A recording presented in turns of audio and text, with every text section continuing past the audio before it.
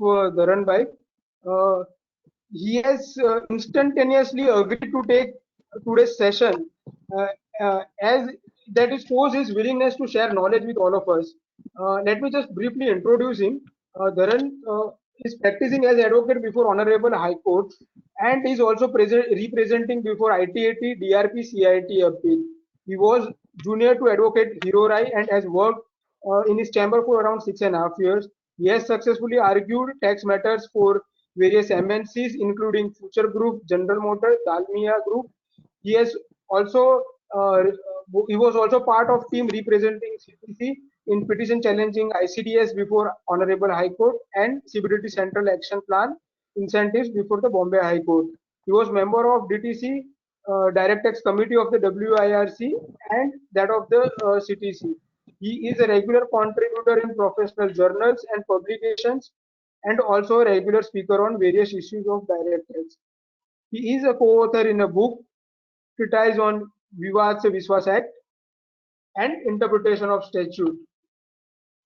He has excellent academic background in terms of he secured all over India 7th rank in CA final and 30th rank in all over India CA PCC exam. With this brief background, I would like Mr. Dharan Bhai to start the session again for so that people can have understanding from the beginning of the session. Thank you, Pratik. Firstly, I would like to congratulate Pratik for taking this initiative.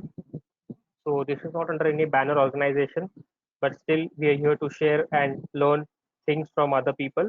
So I congratulate him. We start with our topic, secondment of employees, tax implications.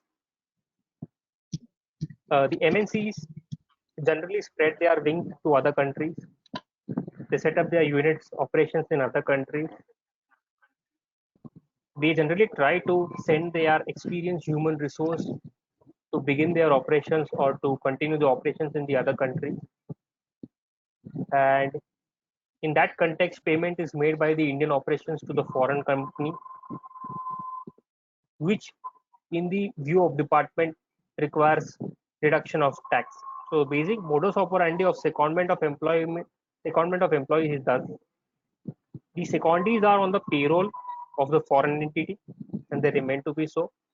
They are deputed to the group entity in India. They are mainly assigned top managerial positions and they generally render managerial or technical services. They work under the direct control or supervision of Indian company. This assignment is normally for a long period of time. However, they continue to receive the remuneration, including social security benefits from the foreign company. Such remuneration is offered to tax in India under Section 912 of the Income Tax Act. TDS is deducted under Section 192 on payment to the employees. The foreign company generally gets the reimbursement of the salary which is paid to the secondee from the Indian company. This reimbursement is definitely without any markup. So payment is made by the Indian company to the foreign company, and once this term of secondment is over, the secondee is returned back to the foreign company. This is the modus operandi. This is how the secondment takes place.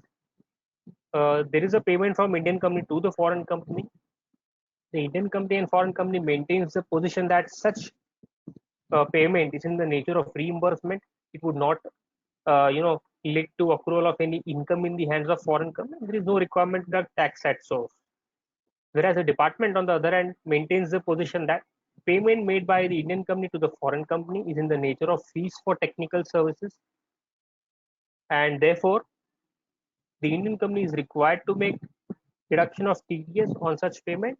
Also, the foreign company is required to offer such income to tax in India.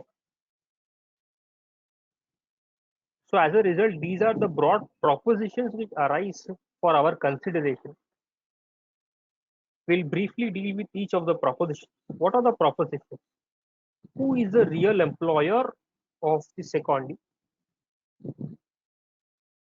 Whether any services are rendered by the foreign company or no services are rendered.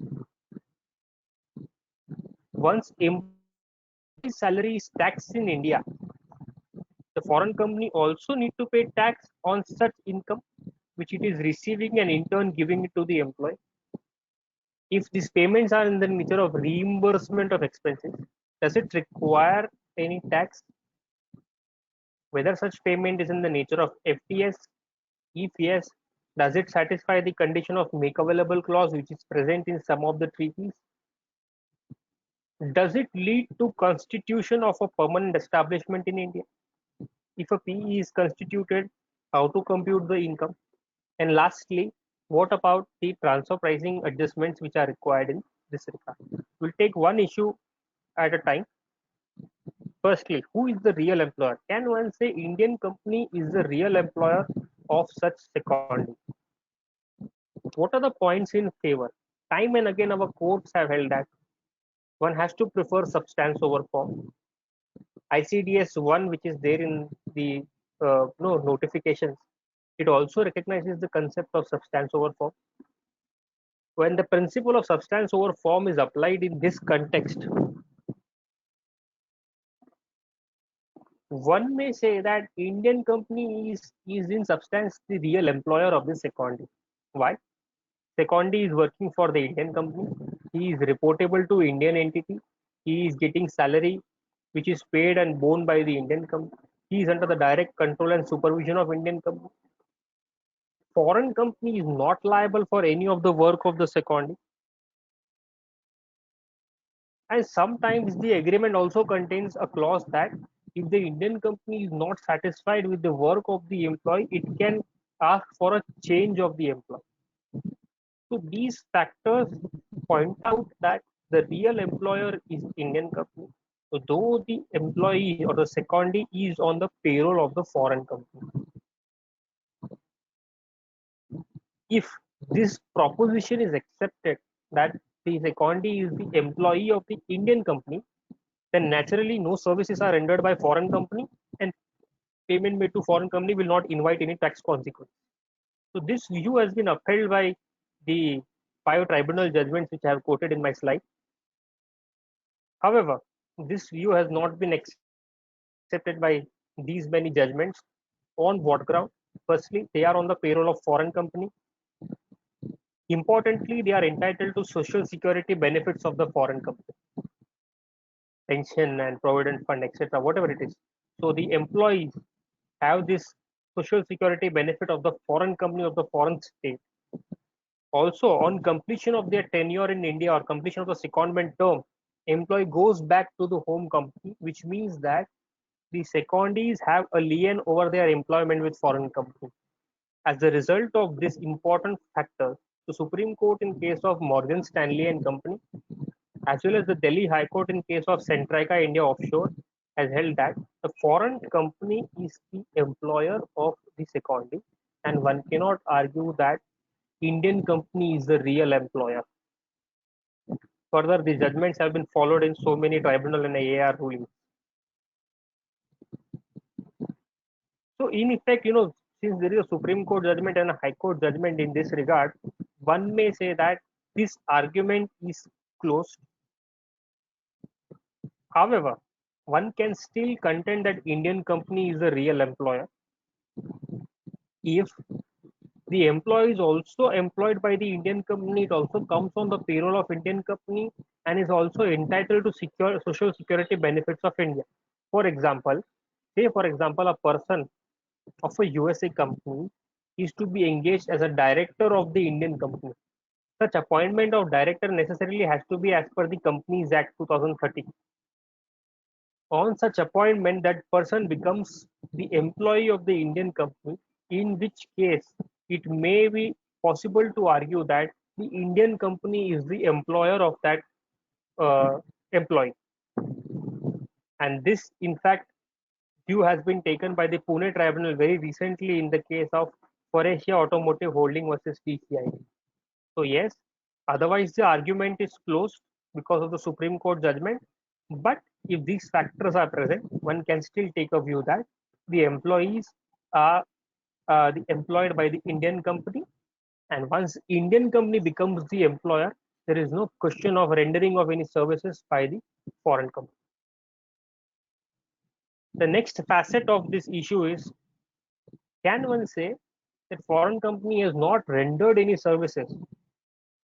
So to tax any income in the hands of foreign company, it has to be income in their hand. Even fees for technical services requires services to be rendered by the foreign company. If no services are rendered by foreign company, there cannot arise any income in the hands of foreign company. This is the argument which I am trying to propose. So the first argument is that yes, Indian company is the real employer. If that is the case, then there is no question that the foreign company has given any services. Apart from this, one can also say that what foreign companies' role is just seconding or deputing employee to the Indian company is not even liable for the work done by the secondee. The secondee works under the control of the Indian company. Therefore, in such a scenario, foreign company does not render any service. For rendering service, some work must be done by foreign company or on its behalf by secondee. But a secondee does not work under the control or direction of the foreign company. It works under the control and direction of Indian company. Therefore, one may argue that no services are rendered by foreign company, or even the secondees don't render services on behalf of the foreign company. There are two tribunal judgments which has taken this view that no services are rendered by foreign company, and therefore you cannot tax payment made by Indian company to the foreign company. However, this argument is again foreclosed by our Supreme Court judgment in Morgan Stanley and Centrica India. Once we hold that the foreign company is the employer and the employees of the foreign company who are seconded to India, they provide services. It is as good as providing services on behalf of foreign company. In fact, as per explanation 2 to section 917, which defines the term fees for technical services, provision of employees itself amounts to service. In this case, the foreign company is providing employees, and therefore this will amount to service. So therefore, the first argument, Indian company is the real employer, and the second argument, that no services are rendered by foreign company, is as good as not available to us because of the judgment of Supreme Court and Delhi High Court.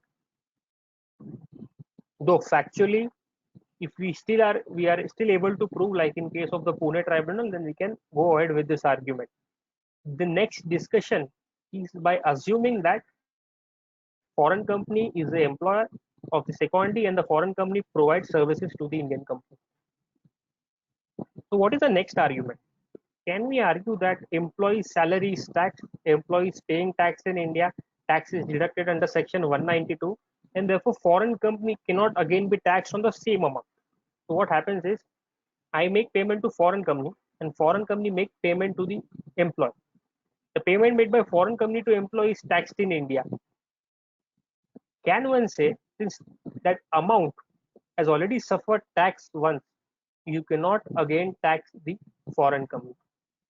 The argument is little difficult to digest because the employee is a different person than the foreign company. A particular amount to foreign company is its income, and payment made by foreign company to employee may be its expense, and what employee earns is also its income. So therefore, these two are different person. Merely because employee is paying tax does not mean that a company will not have to pay tax. Just a parallel example. See, for example, a father earns certain income and it pays to a coaching class for the coaching fees of his child. The same money which is earned by father is also earned by the coaching class. In this scenario, we cannot say that the father has not earned any income. The same amount can be income of two persons, and therefore this argument will not hold water. So having decided so, we move on to the next argument, which is, can one say that payment made by the foreign Indian company to the foreign company is reimbursement of expense, and therefore it should not give rise to any tax consequence in India? There is no markup, there is no income element. Insofar as the foreign company is concerned, it receives X amount and it pays X amount. Therefore, frankly, it does not earn any income. A similar situation happened or a reimbursement case was there before the Supreme Court in DIT versus AB Moller Merz case 392 ITR 186. What happened in this case? AP Moller Merz is a company engaged into the business of providing shipping services, shipping of cargo all over the world for proper administrative work and for proper booking of the cargo, for tracking the ship movement. They have devised a software, which softwares, you know, login and everything was given to their agents all over the world, including one in India. The cost of this software was reimbursed from all the participants. So therefore, payment was made by an Indian entity to AP Moller Merz for use of this software, which was treated by the AO as fees for technical service. Supreme Court held that they are merely getting reimbursement of the expenses which they are incurring. And this is one important finding of the Supreme Court. Once the character of payment is found to be in the nature of reimbursement of the expenses, it cannot be income chargeable to tax. Thus, Supreme Court, in no uncertain terms, has categorically held that the payment is in the nature of reimbursement of expense. You are able to demonstrate that it cannot be income chargeable to tax. In the context of secondment of employees, 5 tribunal judgments have taken this view that since the payment by the Indian entity to the foreign entity is mere reimbursement of salary expense, there is no income element, it cannot be charged to tax. However, the same is not as simple as we see it. This was also argued before the Delhi High Court in case of Centrica India. The Delhi High Court's logic is just because services are provided by one related person to another related person, the demand of only as much money as has been sent in providing the service cannot remove the tax liability altogether. So this transaction between two related parties at cost cannot be accepted. In fact, this is what is, in the common sense, we call it as transfer pricing adjustment. So Delhi High Court says, no, I cannot accept this argument, and which is followed by the 4 tribunal judgments. However, these judgments have not considered, or they did not have the opportunity to go through or refer to the judgment in case of AP Moller Merz Supreme Court, Pune ITT in case of Faurecia Automotive Holding, in context of secondment, after considering the judgment of Centrica as well as AP Moller Merz, preferred the judgment of AP Moller Merz and held that reimbursement is not chargeable to tax in India. Now there are 2 implications. Firstly, there is a gross base of taxation and net base of taxation. FTS, fees for technical services, is taxed on gross basis. So the entire fee, without allowing in deduction, is charged to tax at a particular rate. If you go to business income, Article 7, it taxes business income on net basis after allowing deduction. When you say reimbursement,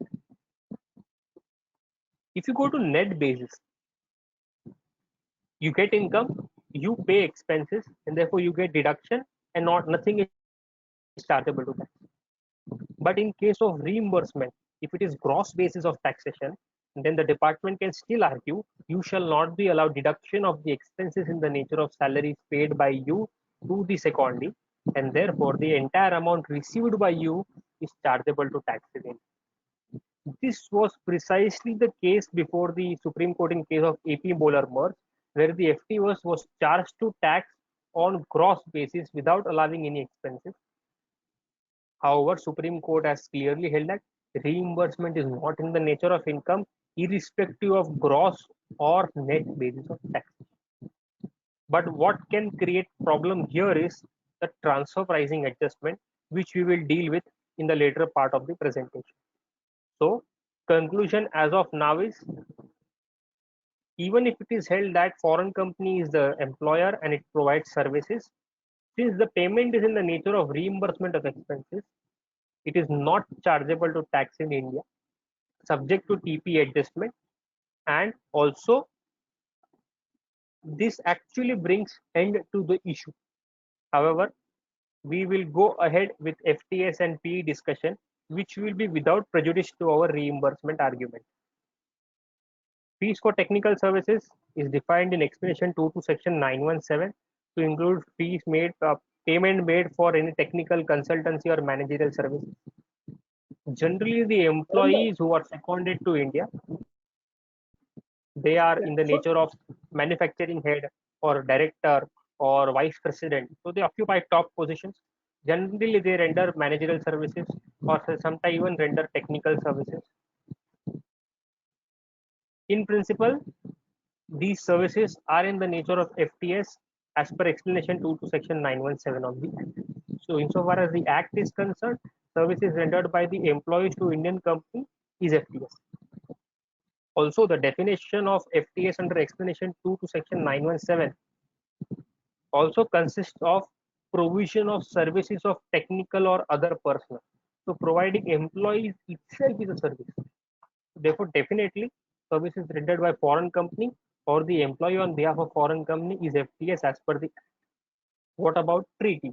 Why treaty? Because of section 90 subsection 2 of the Income Tax Act, which states that you have to prefer the treatment either under the Act or under treaty, whichever is more beneficial.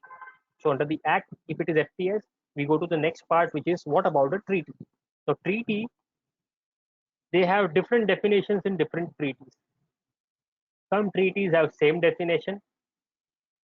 So in those cases, whatever is discussed above has to be followed. Some treaties, they don't have managerial services like treaty with India, Netherlands, India, UK, India, US, India, Canada. So they only have technical and consultative services within the meaning of the term FTS.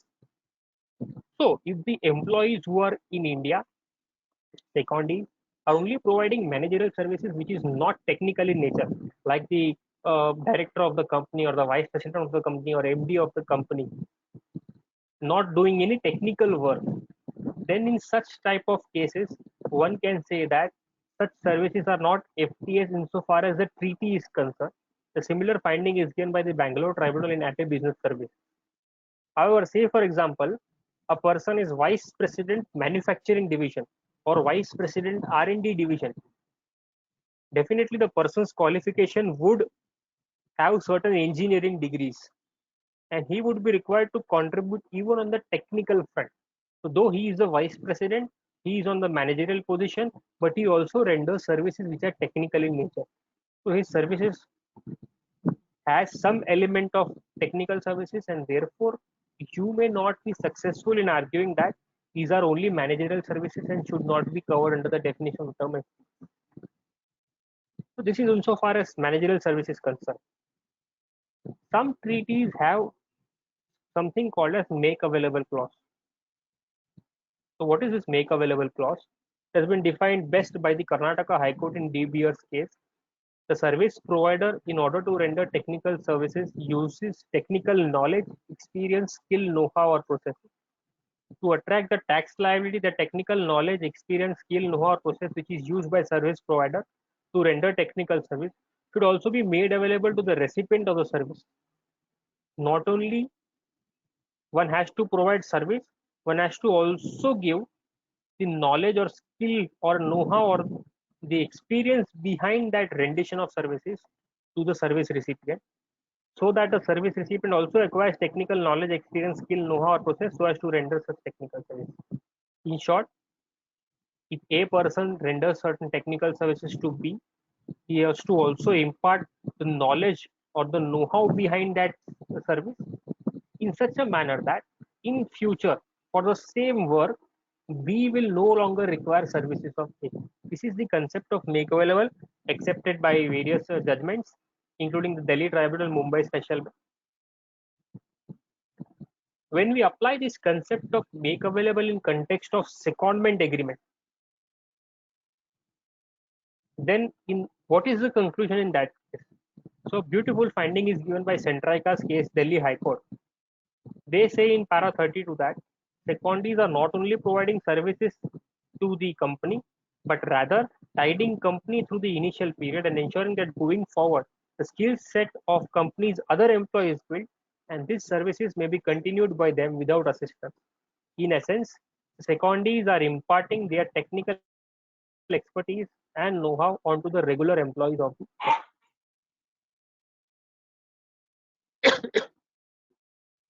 So, what it means, if an employee is seconded here for certain work during the initial period of time, he will see that initially this work is completed by him, and going forward, his services will no longer be required, and that the employees of the Indian company would be doing that services on their own, or would be doing that job on their own. Generally, in case of secondment, when the employees are seconded here, there are two types of cases. One, the foreign entity only wants the secondees to stay in India for a limited period of time to give knowledge to the Indian employees, so that going forward, the Indian employees are capable to take care of that particular job. Or two, the foreign company wants a representation in the Indian company, and they want that particular post to be occupied by their employees. So far as the first case is concerned, definitely it will amount to making available of knowledge, and that will constitute FTS even under the make available scenario. But insofar as the second case is concerned, where the person is there perpetually in India, either that employer, some other employee is perpetually there in India, in that case, one may argue there is no make available, because the employee is still here. His job is done by the very same person or his replacement, but not by the employees of the Indian company, and therefore there is no make available. So these are the judgments which are in favor or which are against the assessment. So just to conclude on FTS part, under the Act, managerial technical services are FTS, therefore it will constitute FTS. Under the treaty, if same definition, it is FTS. If managerial services are rendered and treaty does not have managerial services within the meaning of the term FTS, then those are not FTS.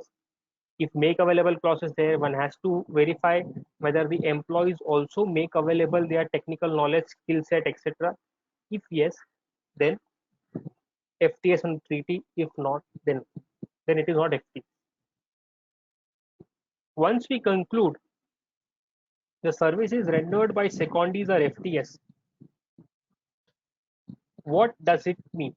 It means that this FTS is to be taxed on gross basis under the treaty as well as under the Act. So the entire payment without allowing a deduction is taxed at some beneficial rate. So otherwise the foreign companies are taxable at 40%. This FTS, if it is taxed on gross basis, a beneficial rate is provided 10% or 15%, etc., whatever it is, without allowing any deduction. However, this is not the end of the game. Even if it constitutes FTS, one will have to check whether that FTS is arising from any permanent establishment in India or not. This is because all FTS articles, they have one particular clause that if the FTS is effectively connected to a P in India, then the income has to be taxed under Article 7 and not under Article 12. Therefore, whether or not a particular payment is FTS, you have to verify whether there is any permanent establishment in India or not.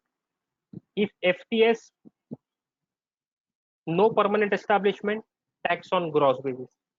Is FTS but permanent establishment, tax under Article 7. If not FTS, one has to definitely go to permanent establishment to verify if there is any. If yes, tax under Article 7. If not FTS, if no P, then no tax per se. So invariably, even after checking FTS, one has to verify whether the secondment of employee constitutes PE in India or not.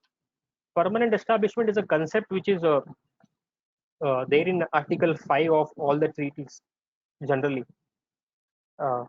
Article 7 says that profits of an enterprise of a contracting state is taxable in that state. So, yes.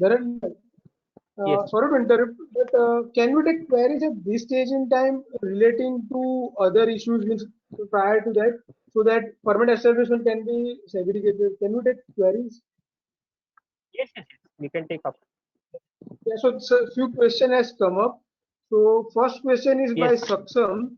I am unmuting Saksam. He can read out his query.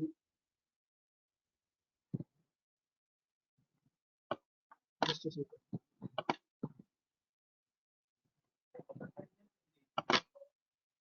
So Saksam's query is that if and benefit from the secondary employee to the Indian company, then what is the Sorry, consequence come in again. India? Sorry, come again. Can you repeat? So if and benefit Can you from the repeat the secondary question? employee, yeah. So if and benefit from the secondary employee is to Hmm. the Indian company, then what is the Hmm. consequence? So always the end benefit of secondary is for the Indian company only, because the Indian company employs that second order employee in India, and it works for the Indian company. So always the end benefit is to the Indian company only. That is why Indian company reimburses the cost to the foreign company.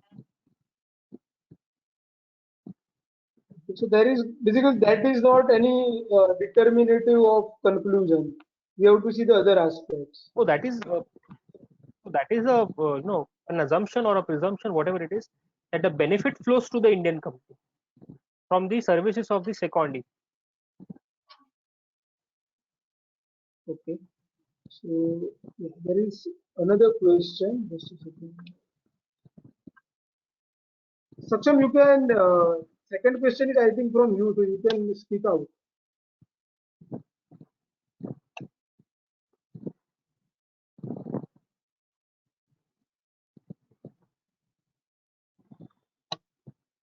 Okay, let me unmute others. So Atul has a question. So Atul, you can Hmm. raise your question. Dharan, you talked about inbound secondaries. What Hmm. about outbound? An Indian company having Hmm. seconded its employee to its foreign wholly owned subsidiary. Now, Hmm. what would be the Hmm. position in that case? How much different would that position be? So in that case, what happens is Indian company is a resident in India and all its global income is taxable in India. Yeah. So all the receipts are its income and all the expenses or the salary paid would be its expense. No, but the So one will have Indian employee who is seconded to the foreign company, would it be uh, advisable that the foreign company pays his salary to him directly over there, and the Indian company does not get any income at all? but then what happens about his employment with the Indian company? He would like to return back to India, I think. Yeah, and that would be over a period of 3 to 5 years, But and still therefore will be there on the payroll. he would become resident in the foreign land, and he may Hmm. be taxed in the foreign country also. So we are talking about the employee. Yes, first of all, first the employee, and whether it would be Uh, advisable to make the salary payment to the employee in the foreign country itself, rather than make the payment in India yes. or payment So from the Indian company. okay. What will be important is payment is received by the employee outside India. So even if he is a non-resident, if he receives an income in India, it is deemed to be taxable in India under Section 5. Income received or deemed to be received in India. Therefore, it would be advisable always that his salary is received by that employee outside India, whether it is paid by the Indian company or whether it is paid by the foreign company. Important part would be that it should be received outside India, insofar as Okay. the employee is concerned. Mhm. In context of uh, the employees or the persons who are on charter ships, there is a Mhm. circular by CBT to the effect that even where the person is a non-resident and receives income in his NRE account, the same would not be taxed in India. So that circular can be used by the employee, and if the salary is received in NRE account, one can argue that income is still not taxed in India, though it is received in India. Coming to the Indian company would be revenue neutral because it receives reimbursement from the foreign entity makes payment to the Indian employees. So for them, it is a revenue neutral situation. To compound it a little more, if in the COVID situation, because the employee, though he is deputed and he is overseeing the operations of the foreign subsidiary, he is situated in India and yet he is providing all services only to the foreign subsidiary, what would be the situation, not only from point of view of his taxability, but also from POEM? POEM perspective. Yes. Because he is situated in India, he is overseeing the operations of the foreign subsidiary, which is abroad. He is taking important decisions from India, particularly in the scenario of COVID. In COVID scenario, there is an OECD guideline to the effect that because of this pandemic situation or because of this emergency situation, if there are tax consequences which are arising because of such situation, then such situation should be ignored for tax purposes. Though that guideline may not have the acceptance of the Indian government, technically speaking, till the time Indian government gives any relief in this regard, there may be a situation of tax of that foreign company in India, because if the POEM is getting attracted, definitely. So we have to wait and watch, and we have to ask the government to give certain relief. Thank you. Yes. So next question is from Jignesh Nagra. Hi Jignesh, you can raise your question.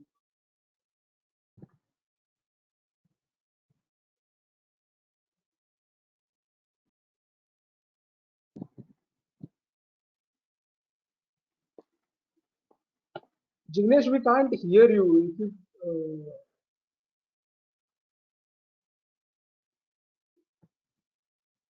let me read out his question. He has written. Just a second. Hmm. Hmm.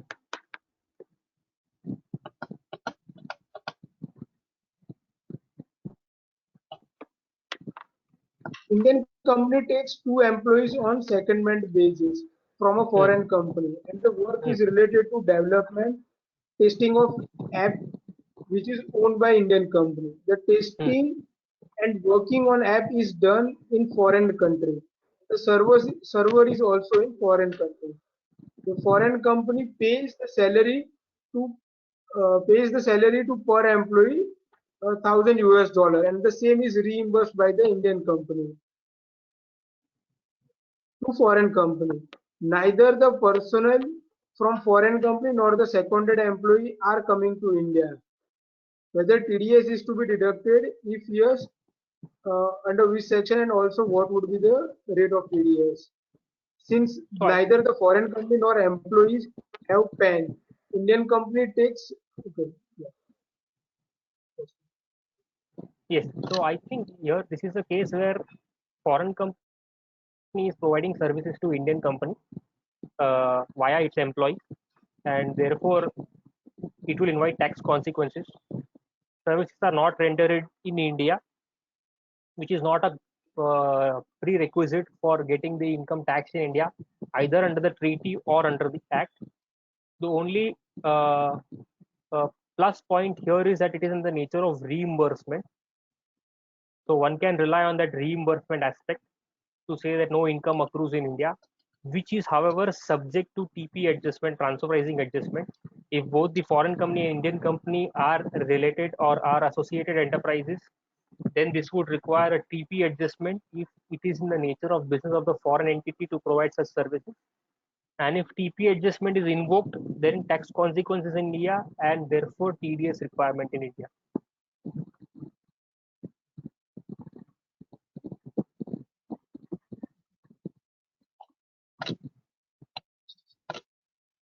Next question is from Priyanka.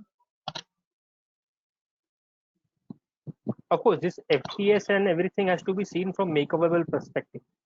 If there is no make available, then there is no FTS. Yes, you can take up the next question. Yeah, if HO pays salary for employees deputed in a branch set up in foreign country and pays some allowance to that employee in INR, then is the same taxable in India? So where is the HO and where is the branch? Yeah. So I understand that branch is in a foreign country. HO means I understand it is in India. So So in basically, it is kind of a TCS case. The most famous ruling of TCS. so come again. So what happens is HO So pays. there is an Indian company which Huh? pays salary for employees deputed in a branch set up in outside India and Okay. pays some allowances to meet their cost basically. Okay. Whether the same is taxable in India? So if the payment is made in Indian bank account, then it requires TDS. If the payment is made outside India, in the bank account outside India, and the salary is not received in India, no services are rendered in India, and if the person is non-resident, no tax is required. Priyanka, you are unmuted. If you want to supplement your question, you can speak out. So the question is that an Indian company has set up a branch in Mongolia, and Okay. it has to depute its employee in that branch. Now the issue Hmm. is that the employees, they have some social benefits in India as well, and they are Hmm. paid some allowances, partly in Hmm. India.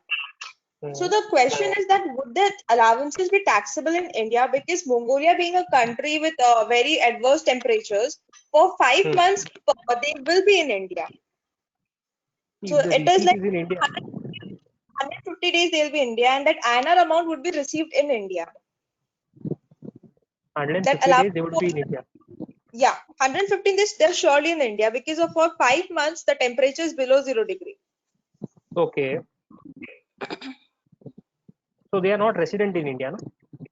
They will not be They resident in India. will be sent in the month of July. So for this year they may be resident in India, because from November to March they will be in India. If they become resident in India, then everything is taxable in India. Yeah. For the next month, if they are paid some allowances in INR in their Indian account, then would it be taxable? If they are resident in India, it will be taxable, definitely taxable. No, for the next year when they would not be resident, for the next They would not be financial resident. year. Yes, But if it in is that, received in India, it yeah. becomes income taxable in India. Any So amount is only received in India. only the allowance portion would be taxable in India. Yes, only the amount received in India. Okay. Dharan, would the services not be rendered in India? Would it be services not rendered in India and therefore salary does not accrue or arise in India? Would that not be the situation? The services are rendered in Mongolia, no? Yes. Yes. And therefore, if the services are not rendered in India, though the Hmm. payment is made in India, is it income accruing arising in India? Income is not accruing arising here, but income is received in India. Section 5 Yeah. for non-resident, what is taxable in India is income received deemed to be received in India, or accrue arise or deemed to accrue arise in India. So it is allowances are received in India. Received in India, then it becomes taxable in India because of section 5 2A. So if they are paid in the NRE account maintained in India, then it would not be taxable. We can take a plea relying on that circular. That circular is specifically applicable to seafarers who are going on charter ship. We can take Okay. a plea. Okay. Thank you. Can we take one question and then Yeah. we move forward? Yeah. Yes. The next question is from Mr. Upmanyu Manjrekar. Hmm. It is, can you list the safeguards in drafting the wordings of the secondment contract?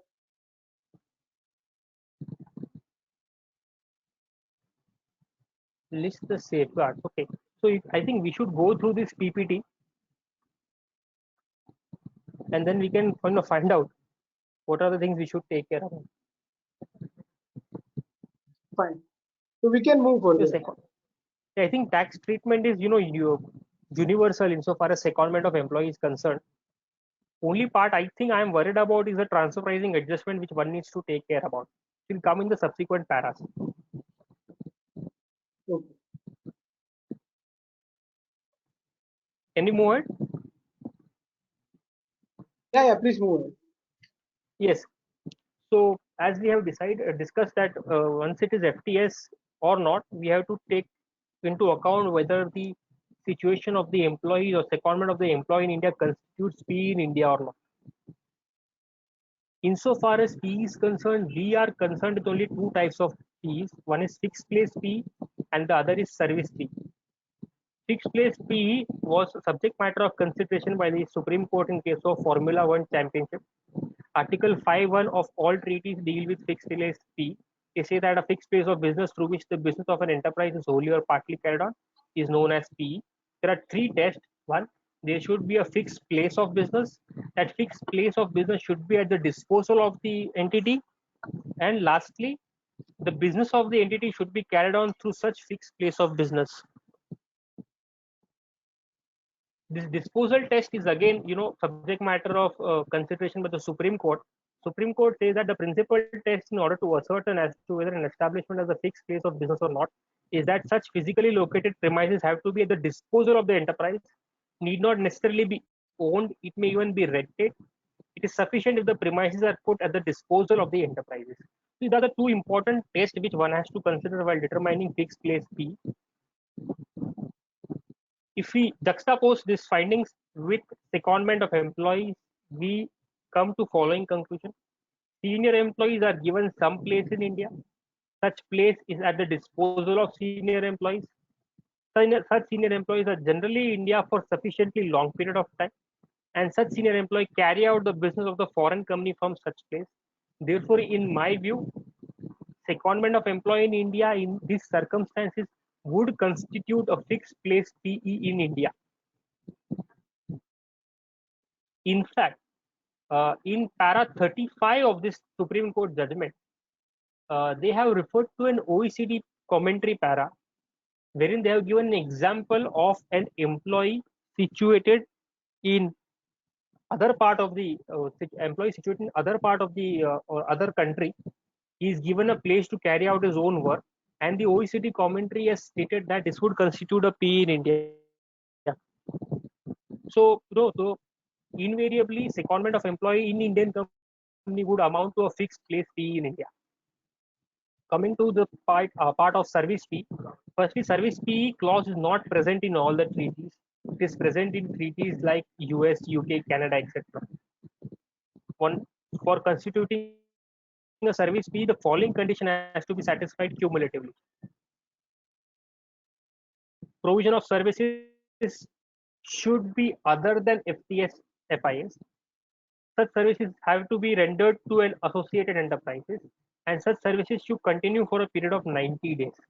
So therefore, if your services are rendered to your AE, if your services extend for more than 90 days, then it may constitute service fee, provided services are not in the nature of FTS FI. Firstly, you have to find out whether the services rendered are FTS or fees for included services. If yes, service PE clause is not to be invoked. However, if services are not in the nature of FTS FIS because of the make available clause or because of the managed services part, then it can constitute service fee provided services are performed for A and it continues for 90 days. In this regard, there are three judgments which deal with service fee issue. Firstly, Supreme Court Morgan Stanley. The facts of that case were a deputationist had come to India from foreign company.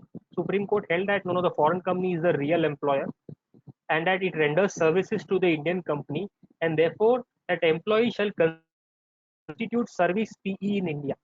Supreme Court was not dealing with the issue whether that services would be constituted as fees for technical service or fees for included service. No, it was not dealing with that issue, and therefore it was only dealing with one issue of service fee, and they held that it amounts to service fee in India. If you go to Centrica's case, the judgment of Delhi High Court, it holds that the payment is in the nature of FTS. If it is in the nature of FTS, it cannot be service fee. However, still the Delhi High Court goes further and relies on Morgan Stanley Supreme Court to hold that in such case service fee still exists, which judgment of Delhi High Court has been followed by the Mumbai Tribunal Morgan Stanley case, and they hold the services to be FTS as well as service fee, in my humble understanding, these two judgments do not lay down the correct law. If it is FTS, a service fee cannot come into picture. So this is the P part. In most scenarios, secondment of employees would constitute a fixed place fee. Even if it is FTS, if it constitutes fixed place fee, one has to compute profits as per Article 7. How do we compute profits on constitution of P? Article 7 says that to the extent of profit directly or indirectly attributable to P in India is taxable in India, such profits are to be computed as if such P is a distinct and separate entity from the enterprise per se. What is important is business profit are to be taxed on net basis after allowing deduction of expenses, subject to the condition that such computation has to be as per the provisions of the income tax, domestic law, that is income tax. So take a case where the services of secondees constitute FTS.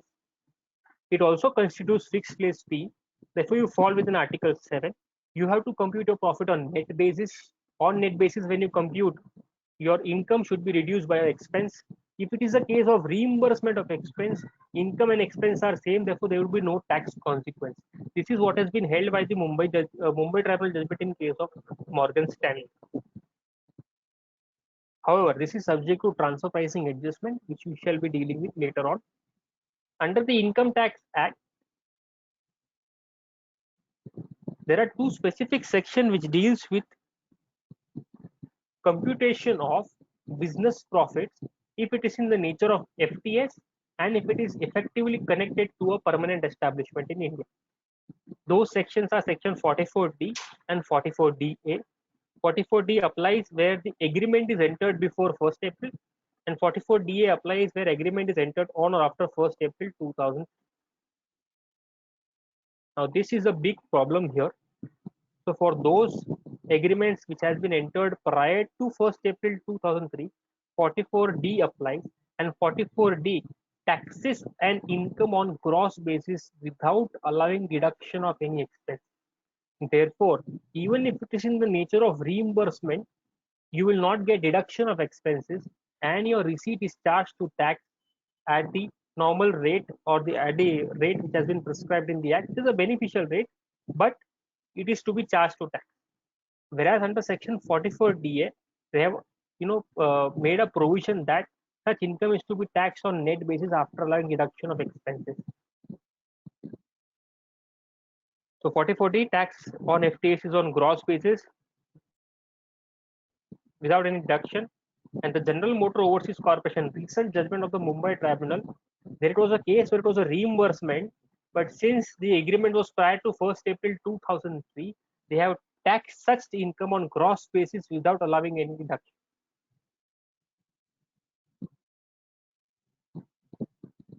In that context of 44D, I have tried to formulate three arguments to come out of gross basis of taxation. If it is in the nature of FTS royalty, then 44D clicks. But if it is not in the nature of FTS royalty as per treaty, then again 44D should not click, because 44D, when it uses the term fees for technical services, it should derive its meaning from treaty. 2. Logic of Article 12 throwing out FTS from Article 12 to Article 7 was to take it outside the ambit of gross basis of taxation into the net basis of tax. If 44D restricts or doesn't allow any deduction, then it is unilaterally overriding the treaty provisions, and as a result, it is unilaterally making the provisions of section 90 subsection 2, Article 12 and Article 7 redundant. Once it has to be taxed on net basis, at the most, Income Tax Act can say we will allow you deduction to the extent of these expenses, or it can deal with the quantum of deduction. It cannot deny deduction of all the expenses and bring it back to gross basis of taxation. So in that context, there is this Reliance Infocom judgment of Mumbai Tribunal which says that an act cannot unilaterally override the treaty provisions. And lastly and most importantly, we have this non-discrimination clause in the treaty. which is very important argument. It says that if the treaty, if a P is treated less favorably than an enterprise situated in India, then the same treatment which is given to an enterprise situated in India should be given to the P. So, if a similarly situated enterprise in India provides secondment services, and if the P provides secondment services, if enterprise in India is eligible for deduction of expenses, then in fact even the P should be allowed deduction. That is what has been held by the Delhi tribunal in two cases. So this is just to avoid the gross basis of taxation under 44D. So if I may just summarize what we have discussed till now, foreign company is the real employer. Foreign company is providing services. If it is reimbursed, it cannot be charged to tax subject to transfer pricing provision. Without prejudice, it is FTS under the Act. Under the treaty, it is FTS. If the same definition as per the Act, managerial part is included in treaty, we have to verify. Make available clause, we have to verify.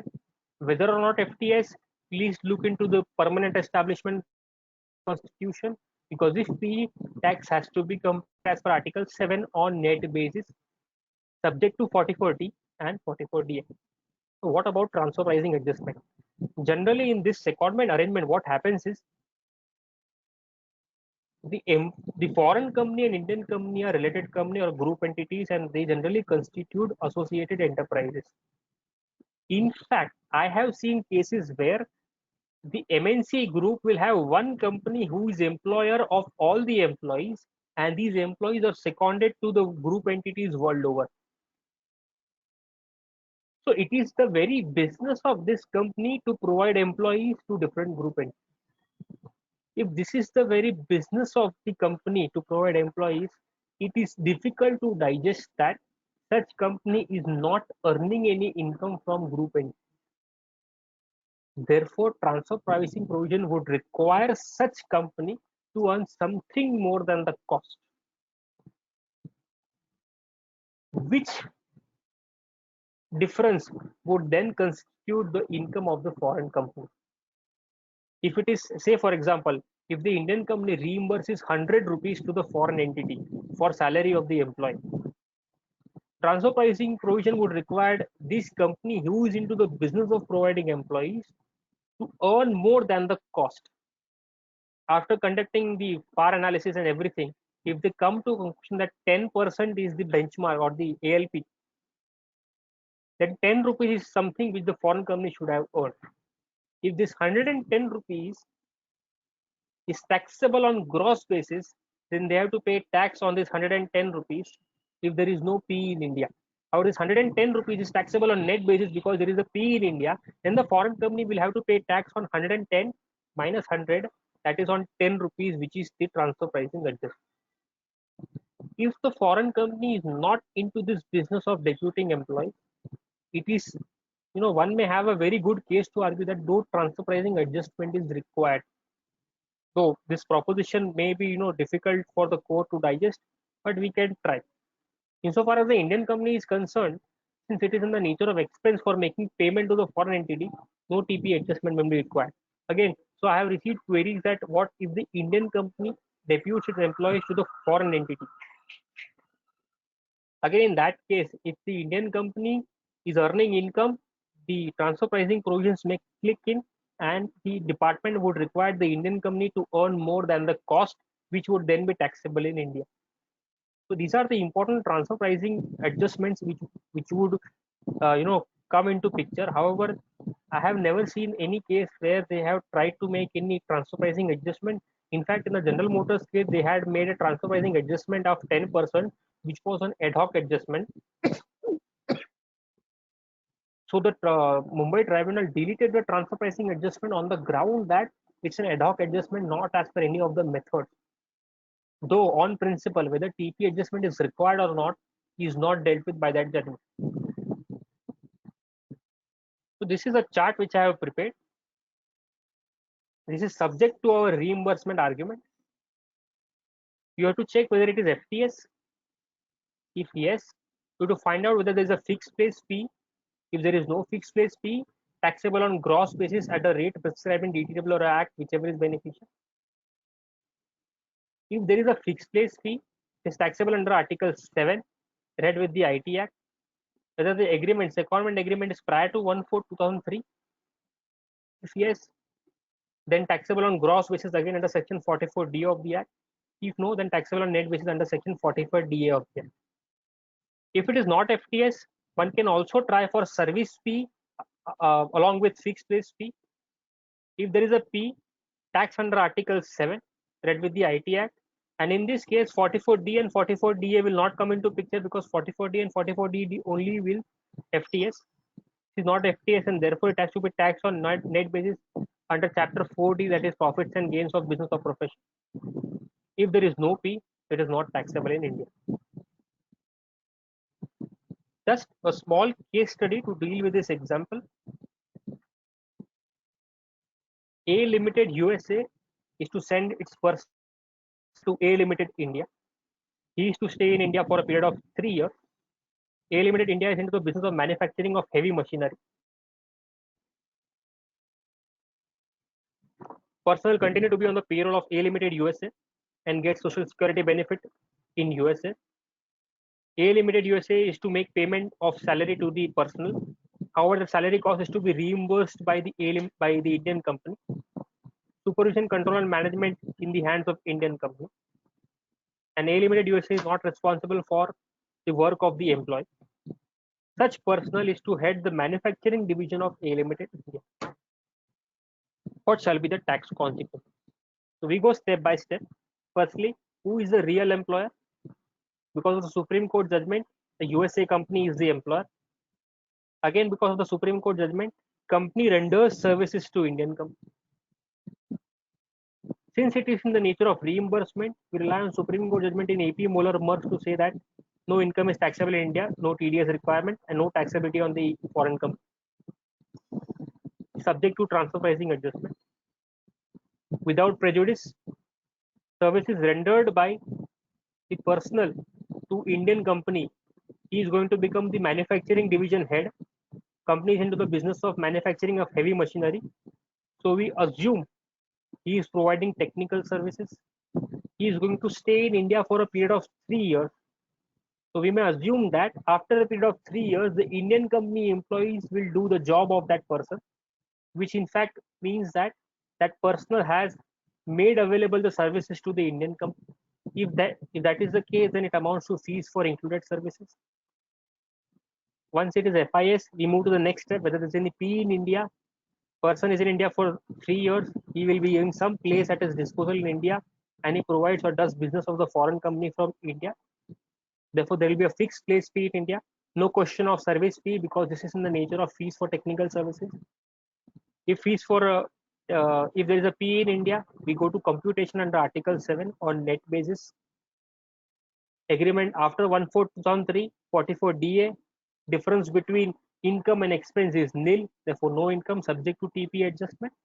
If agreement is prior to 1/4/2003, then the gross basis taxation will kick in to at a lesser rate. So this is in effect the transaction of secondment of employees and its tax treatment. Pratik bhai, we can have queries if you want on this part. I myself have one query Yes, yes. relating to service fee situation. So Yes.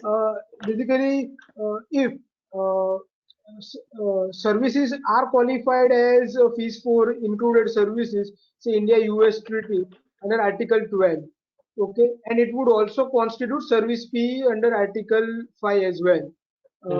So under Article 12 subsection sub-article 6, if it constitutes a P, then it would be based on Article 7, correct?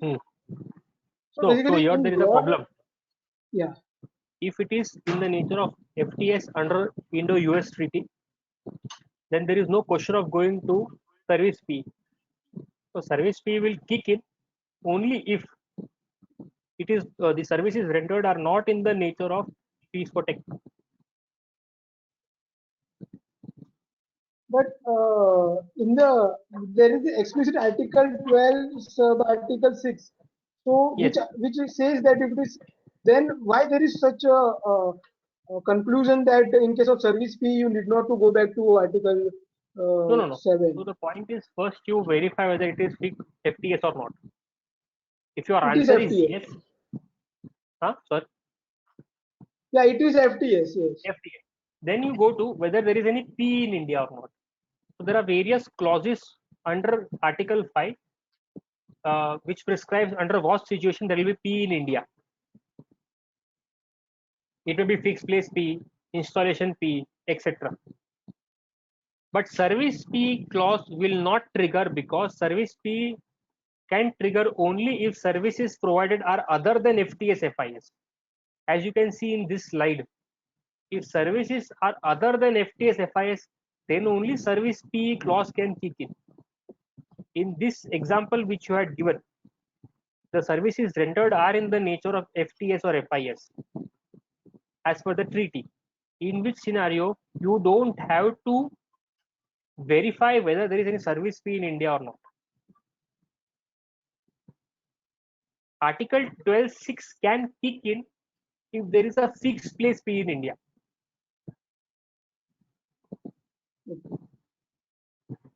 Understood. Understood. So let me take some other questions.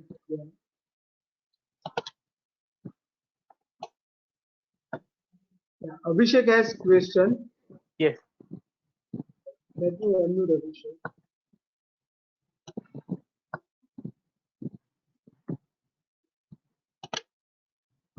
Abhishek, you can. Read your question.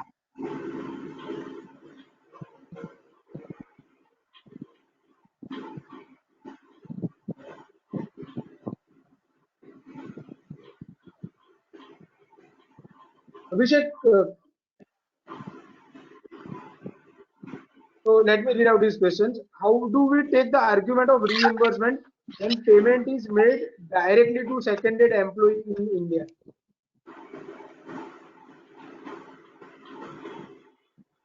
In that case, I think reimbursement is automatically proved, no? Because the salary Correct. which the foreign company was required to pay to the employee is directly paid by the Indian company to the employee, and directly it amounts to reimbursement. Of course, factually we can also demonstrate if we can take an email from the foreign company or a letter from the foreign company to the effect that we are supposed to pay this much salary to the foreign employee. You please pay this much salary. So that demonstrates that it is the case of reimbursement. So if amount is paid directly to the employee, there would not be need to pay amount to the company. So therefore, the question would not come on that particularly. No, then you have to deduct TDS under 192 or Yeah. 195 or 192, whatever it is. Let's take next question from Vivek.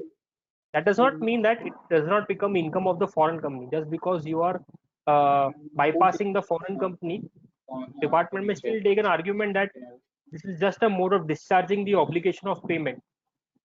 अच्छा ठीक है मैं पूछ के बताता हूँ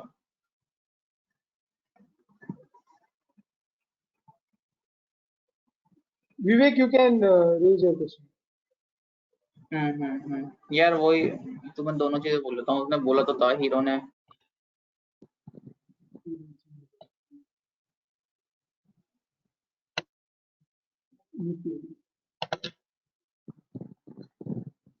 Nitin ji, you can raise your question.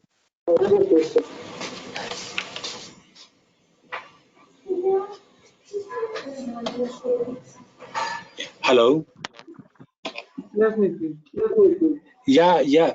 Hi, Dharan. So, continuing to the question of Prateek. So, my query is that in case of FTS, the same will be fall under the category of Article 7 if there is a fixed place fee. So, the service Correct. fee doesn't play any role. Correct. Right. So there was a ruling of GE sometime last year or last year. They were in certain employees was interviewed by the department, and they came to a conclusion that because the employees was present in India for more than the threshold limit, they make them taxable under Article 7. So can you elaborate on that ruling if you I think know that about GE that? ruling was, if I remember correctly, they had gone into their LinkedIn profile to verify what is the Right. work done by that same ruling you're referring to? Yeah, they were interviewed the people, but I know about the ruling that they interviewed the Yes. expatriates who are working on that Ah. particular entity. They came to India, so they came to a conclusion that these pupils came to the India and crossing the threshold number of days. So they make the P in India on the basis of number of days presence, and then came to a conclusion that The income is taxable in India. under Article 7. But now Correct. you are saying that for in case there is a FTS, you have to see whether there is a fixed place fee. In case there is no fixed place fee, it cannot be taxable under the No. Article 7. It has to be. Yes. So service fee and fixed FTS, I will just again explain the controversy and the points. First, you verify whether there is an FTS or not, as per the treaty. Okay. Okay. If there is an FTS, it is taxable on gross basis under Article 12. Okay. Subject to the exception that if it is effectively connected to a PE in India, it has to be taxed on net basis under Article 7. Okay, right. So the second step is you verify whether there is any PE in India or not, for Right. which you And will that go to Article 5. Yeah, and that P has to be a fixed place P. Or any other PV other than service fee, because service fee will come into picture only if the service is rendered or not in the nature of FTS. Okay. Okay. So there may be fixed place fee, there may be installation fee, there may be other fee. Mainly it will be fixed place fee. If there is a fixed place fee and because of this service is rendered, the services become effectively connected to such fee. Therefore, the tax treatment will be under Article 7. Okay. Got it. One question is there from Harsh Thakkar. In case of fixed place fee, whether we can say that no business of foreign company is carried out in India since the entire benefit is received by Indian entity. So, but that argument will go against the proposition that services are rendered by foreign companies through the employee. So, if the second Correct. It will point, be through FTS, but may not PE criteria may not be satisfied. Then Sorry, only come again? FTS portion. So in that argument, it can be FTS, but one can save themselves from PE eligibility criteria. No, once you say that services have been rendered by the foreign company, either by providing personnel or if the employee renders services on behalf of the foreign company, that means they are rendering services to the foreign company. So only Through thing the is it. employee. So it only helps in saying that no further attribution of profit is required, as benefit are already received by Indian company and they will be factored into their operational results. That argument can only be helping in determining no further attribution of profit is required. No. So there are two parts. One is Indian company's income, one is foreign company's income, and one is the employee's income. So that Correct. employee renders services to the Indian company, because of which Indian company earns certain income, which is taxable in their hand in India. But for the services rendered by the foreign employee, Indian company will have to make payment to the foreign company. So that payment which Indian company makes to the foreign company becomes taxable in India. Okay. So, there is one question from Priyanka. Let me just unmute her.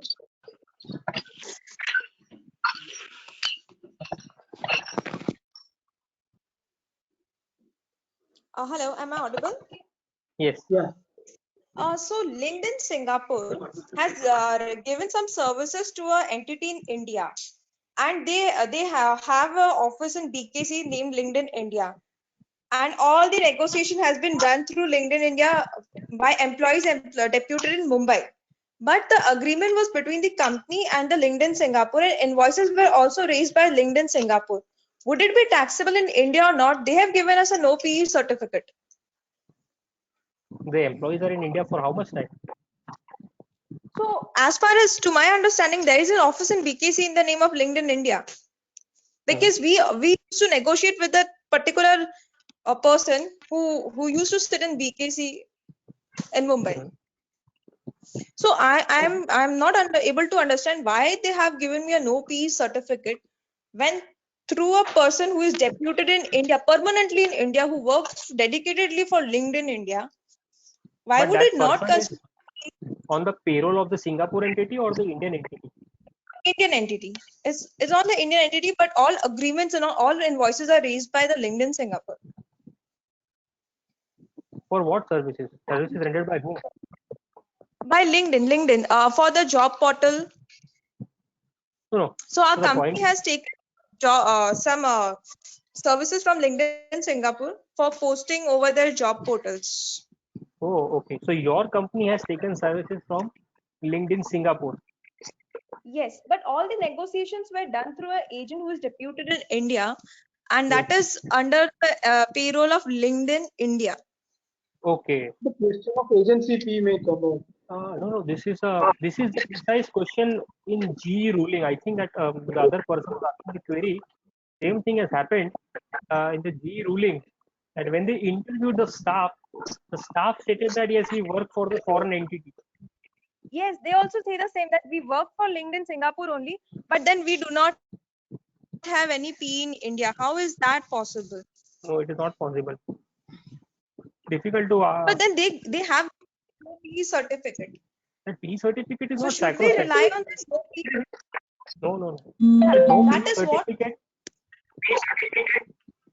is given by whom? But how? Company, no? It's given by Singapore, LinkedIn Singapore. Company. Yeah, the LinkedIn The Singapore LinkedIn has Singapore given us a company. no P certificate for non-deduction of TDS. So that is a self-created document. Nobody will rely on that. A So then false, how does false an certificate. Indian entity It's a false determine certificate. the same, that whether P is situated in India or not? Sorry, come again. How does an Indian entity concludes that whether a PE is situated in India or not? Because Very you cannot. difficult exercise. Very difficult Yeah. exercise. But when it comes to deduction of tax at source, we always advise Yeah. that you have to be conservative and deduct tax at source. You don't take the blame. So then, Sorry for should we Sorry for should the we consider interruption. it as? Even I had the same experience with Uber. When Uber has an agent in India and they are assisting the Uber Netherlands in negotiating the contract. So when I made the payment to them, I said to them that how you can say that you don't have a P in India when you have an agent in India. Then they were not understanding. Then I take the conservative view and I said that I will deduct taxes under 44 DA. Then there was some controversy. So I have to be very conservative because the department will say that if they have an agent in India who have been in conclusion of a contract, how they can say that they don't have a P in India? Correct. So see, madam, this no P certificate is just a piece of paper. Yes. As a chartered accountant or as a payer, if you feel that paper is relevant for your purposes, you can rely. But if you feel that paper is not relevant because it is not showing the correct situation, you can ignore that and you can deduct TDS. Okay.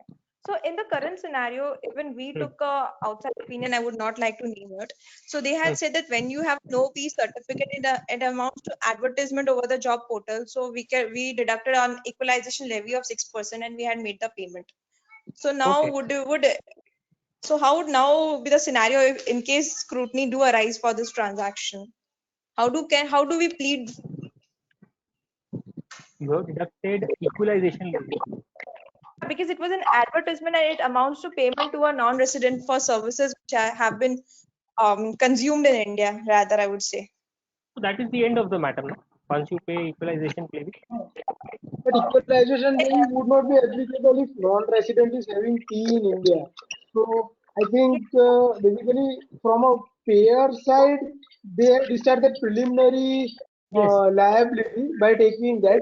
But otherwise, say if it is like in other situation, if it becomes like related party transaction or conduit arrangement, yes, definitely they can be caught up as equalization levy was not applicable in the first place, and the counterparty should be made liable under the Income Tax Act, say by their Section 9 or DTW.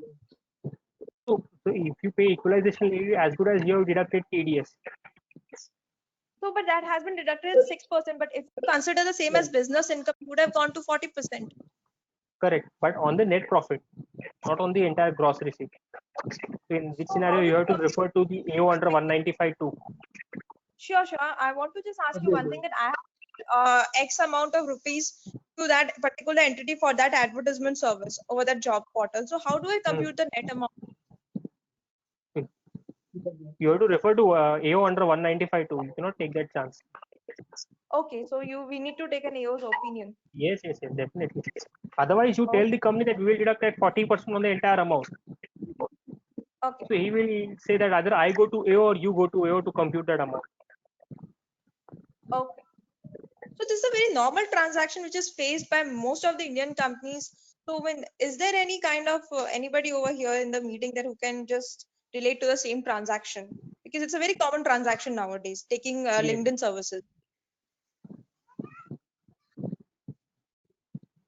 So the other So gentleman most had people spoken are about the Uber thing, no? Uber thing.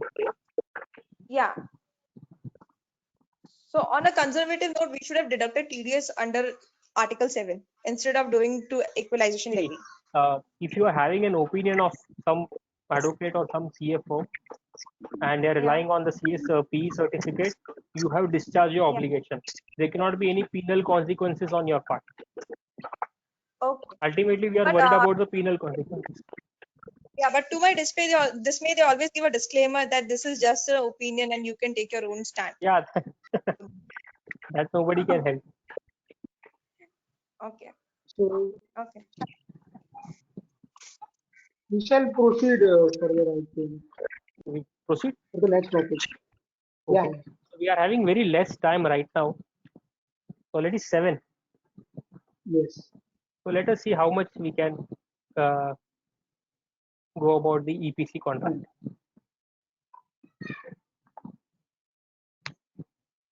So EPC means engineering, procurement and construction project, also called as turnkey project. So it may start designing of an entire thing, supply of material, installation and erection or commissioning of the project, and ultimately handing over of the operations to the Indian entity. Examples may be laying of pipelines, excavation, dredging, setting up of plant, entire plant or machinery, etc. So these are the components of the EPC contract. The EPC contract generally consists of something which is done outside India and something which is done within India.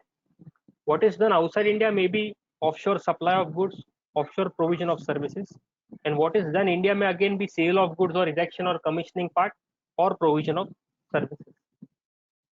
Insofar as the activities done in India is concerned, if you are having an installation construction fee in India, it is going to be taxed in India under the DTAA. The main controversy arises about the offshore sale of good and offshore provision of services. Before going into the intricacies, let us understand the problem which arises out of a composite contract.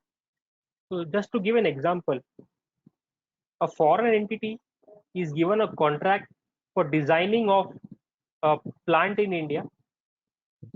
He is given a contract for supply of material. He is given a contract for erection or construction of that plant in India, and for commissioning and for operation of that plant in India. All the aspects of the plant, that is designing, the supply of material, the construct erection part, and lastly the commissioning and operation of the plant. All the 4 elements forms part of one contract, or there may be different contracts for different components. Whether there is one single contract or whether there are different contracts. Supreme Court in case of Ishikawa Wajima Harima Heavy Industries has held that you have to bifurcate the contract into the taxable events arising in India and taxable events arising out of India. There may arise a situation which is very unlikely that the consideration to be paid for all the components is one single consideration. Very unlikely, because generally the contracts have consideration specified for different components. For example, for designing they will specify a consideration. For supply of material they will specify a consideration. For erection and commissioning services they will specify a consideration. In all scenarios, what the Supreme Court says that whether there is one contract or whether there are different contracts, consideration is composite consideration or it is severable. What you can tax in India is that part of the transaction which is otherwise taxable in India and in respect of which India gets a right to tax either under Article 7 or under Section 9(1) business connection, which is directly or indirectly attributable to the business connection or PE in India. Something which takes place outside India cannot be taxed merely because it is one composite contract. This is what the Supreme Court says in Ishika Wajima Harima. We just take a case study. A US company is given a contract for a turnkey project of supplying equipment, designing, installation and commissioning and operation of the project. There are three components. It renders offshore services of designing, it supplies equipments on offshore basis, and then it carries out work in India, commissioning, installation and operational services, for which purpose payment is made by the Indian company to the US company. Remuneration for each part of contract is mentioned separately in the contract. The employees of the US company are in India for a period of 120 days or more in the relevant financial year. Now, invariably in all the treaties, you have this installation fee, where if the threshold number of days are surpassed, then there qualifies of installation fee in India. And therefore, the income from that fee becomes taxable in India. So in this case, since the number of days of 120 days are being surpassed, there is an installation fee of the US company in India. Insofar as the Indian activities are concerned, that is commissioning, installation, operational services, since it is performed in India, it is connected to PE in India, it is definitely taxable in India, there is no doubt. Department generally tries to attack the offshore supply of equipment and offshore services. So these are the issues which may arise. Income from offshore supply of equipments can be taxed in India, can be said to be attributable to the installation fee in India. Offshore services, can it be taxed under Article 12 or under Article 7? If Article 7, then can it be taxed by saying it is attributable to the PE in India? What if a PE is first established and then certain equipments are supplied or then certain offshore services are rendered? So PE is there, then you supply equipments or then you supply, then you provide services. In that case, can there arise any tax implication? And if there is any training services which is provided in India after everything is done, can the income in respect of such training services be taxed in India? So there are four components: offshore sale of goods, offshore services, the sale of goods in India, rendering of services in India. Firstly, offshore supply of goods can be attributable to PE in India or not. For that, you see Article 7(1) of Indo-US-DTAA, which says that if enterprise carries on business through a PE in India, profits of the enterprise may be taxed in the other state only so much as is attributable to the PE in India. So only so much of the profit as is attributable in India. In case of offshore supply of goods, generally the property in the goods or the title in the good passes outside India, in which case such profits or such income has no connection in India, has no connection with the PE in India. Therefore, Supreme Court in Ishika Wajima had stated that it is not taxable in India. In fact, another Supreme Court judgment in case of Honda Heavy Industries has held that the PE comes into picture once the goods are supplied offshore. So first you supply the goods and then PE is constituted, in which scenario the installation P will have no connection with the offshore supply of goods. It cannot be taxed in India. These are the other judgments which had stated that offshore supply of goods cannot be taxed in India. There are certain other judgments which has taken a view that offshore supply is taxable in India based on the peculiar facts of the case. Recently, a Delhi tribunal judgment in Voith case in 2020 has held that the offshore supply of goods taxable in India. Unfortunately, with utmost respect, it has distinguished the judgment of Ishikawa-Wajima in a incorrect manner, I would say, because they are saying that the whole purpose of the agreement was set up of a plant in India, and therefore even the income attributable to supply of equipment should be taxed in India is something which I don't agree with. So the title of the good passes outside India, the property in the good passes outside India, it is not taxable in India because sale takes place outside India, property is transferred outside India, no income accrues or arises in India. Also, P comes into picture after such supply takes place, and therefore it cannot be attributed to P in India, cannot be taxed in India. This, according to me, issue is covered by Supreme Court judgment in case of Ishikawa-Wajima. The second issue which comes is, what about the offshore services rendered? Firstly, it has to be taxed under Article 12 or Article 7. The first situation. Now, again, the Supreme Court judgment is there in this context also. Assuming the services which are rendered by the entity is fees for technical services or royalty. What Supreme Court stated that the composite agreement has to be split up, and then you have to tax each component.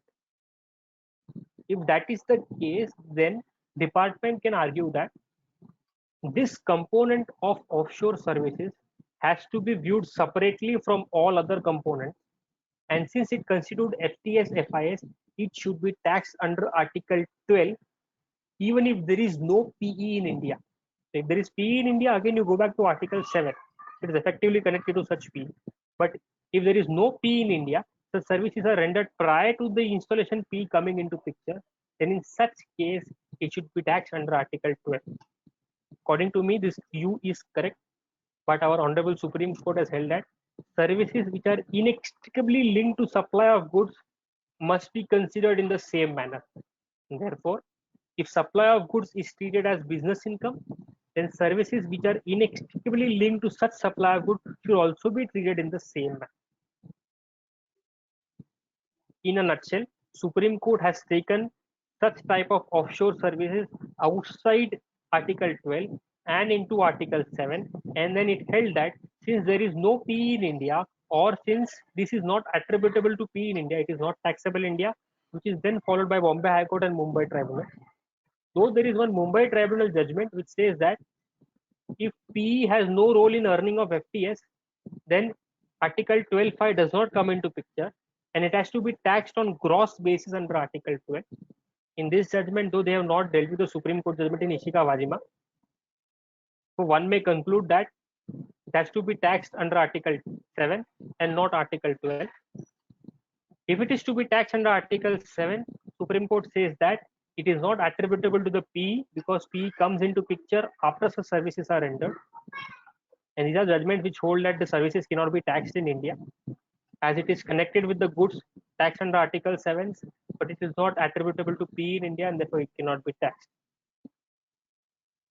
One important twist will come. What if a PE is already constituted? You have supplied some goods before the PE is constituted, and you supply some goods after the PE is constituted. What about the goods supplied after the PE has been constituted? Can it be taxed in India? Similarly, some services are rendered prior to the installation PE being there, and some services are rendered after the PE has been constituted. What about the services which are rendered after the PE has been established?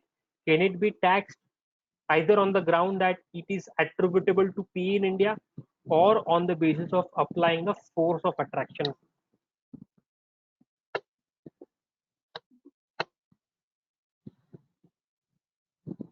Yes. Firstly, can it be taxed saying that it is attributable to PE in India? So the first answer is, insofar as sale of good is concerned, or services are concerned, it is rendered by the foreign company, not by the PE in India. It is not attributable to PE in India, and therefore it cannot be taxed in India. This has been held by the judgment.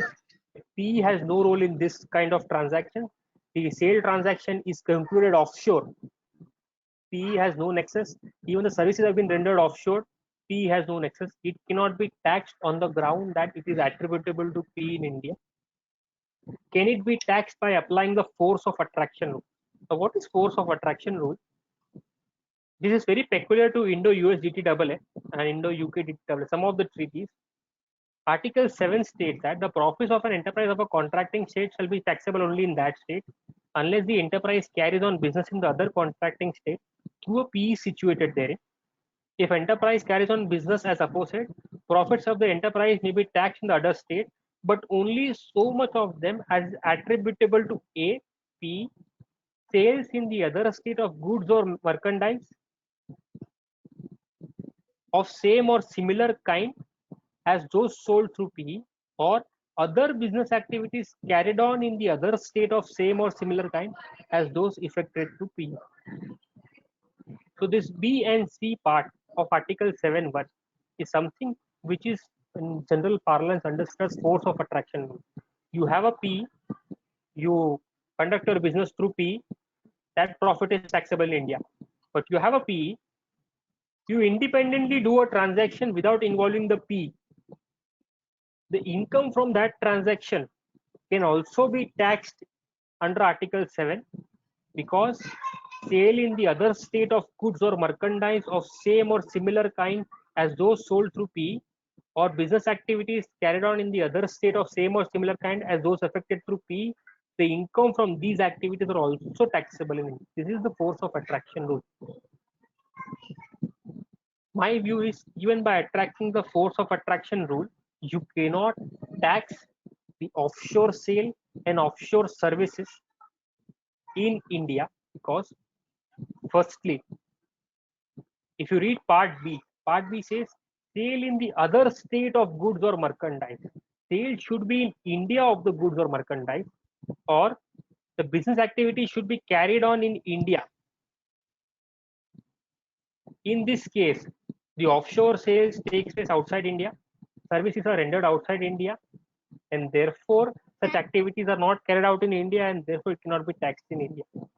Also, we have a judgment of Mumbai Tribunal which says that force of attraction rule will apply only if there is a fixed place fee. It cannot apply when there is an installation fee. So this is a very technical concept of force of attraction rule. In my view, offshore supply of goods, whether prior to the PE coming into picture or post PE coming into picture, cannot be taxed in India because it is not attributable to PE. Also, force of attraction rule cannot apply. And the last issue is, what about the training services rendered in India after the installation and commissioning takes place? Such income is attributable to PE in India and therefore taxable under Article 7, even if it is in the nature of FTS royalty. It's a direct Delhi Tribunal judgment in this regard. So this EPS contract, I have directly taken a case study so that it makes the understanding very easy. And this case study deals with all types of transactions, offshore, onshore, sale of goods, and provision of services.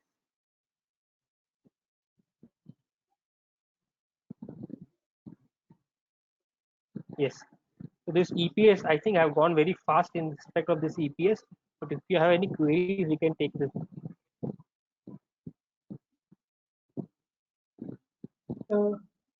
Just a second, let me see if questions are coming.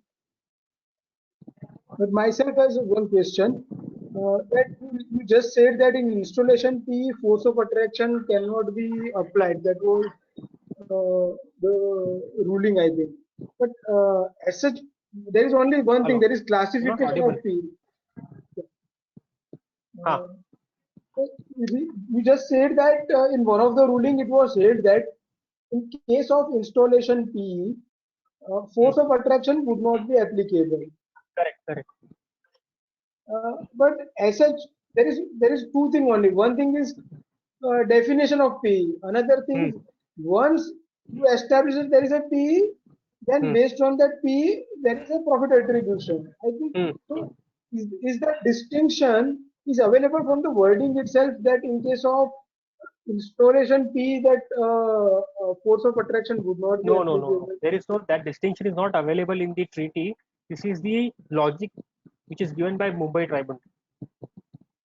Okay. So this is that Roxon Oil judgment of Mumbai Tribunal which gives this distinction.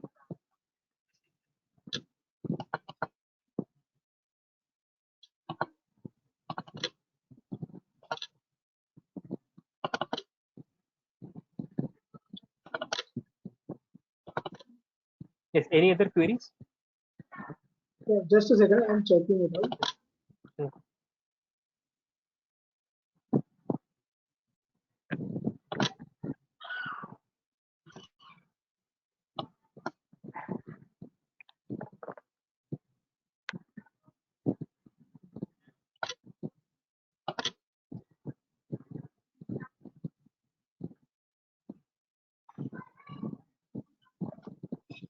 Yeah, so I don't think that there is any query. If anyone is having queries, still they can raise their hand.